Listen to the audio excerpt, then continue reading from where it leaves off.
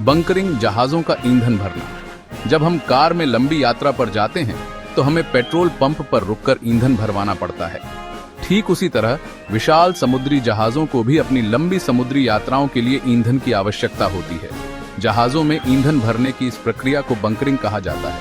ये प्रक्रिया काफी जटिल होती है और इसमें कई चरण शामिल होते हैं।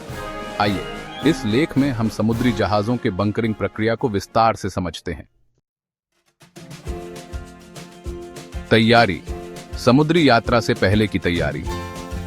किसी भी महत्वपूर्ण काम को शुरू करने से पहले तैयारी जरूरी होती है।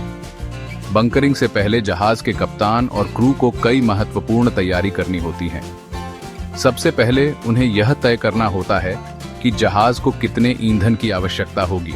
यह इस बात पर निर्भर करता है कि जहाज को कितनी दूरी तय करनी है, उसका आकार क्या है और मौसम कैसा है। फिर उन्हें यह सुनिश्चित करना होता है कि जहाज के सभी टैंक खाली हों और नए ईंधन को स्टोर करने के लिए तैयार हों। साथ ही सुरक्षा मानकों का पालन करते हुए बंकरिंग के दौरान होने वाले किसी भी अप्रिय घटना से निपटने के लिए सभी आवश्यक सावधानियां बरतनी होती हैं।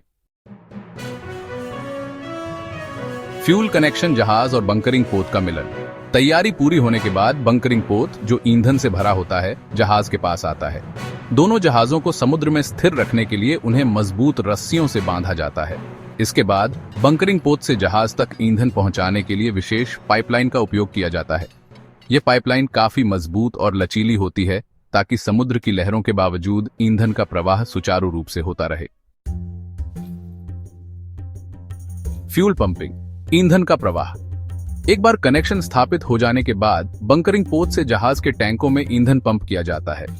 यह प्रक्रिया काफी धीमी गति से की जाती है ताकि कोई दुर्घटना न हो।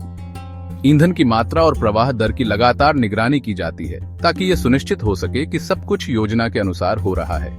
आधुनिक जहाजों में इस पूरी प्रक्रिया को नियंत्रित करने के लिए कंप्यूटर सिस्टम का उपयोग किया जाता है। मॉनिटरिंग, सतर्कता और सुरक्षा। बंकरिंग प्रक्रिया के दौरान सुरक्षा सबसे महत्वपूर्ण होती है।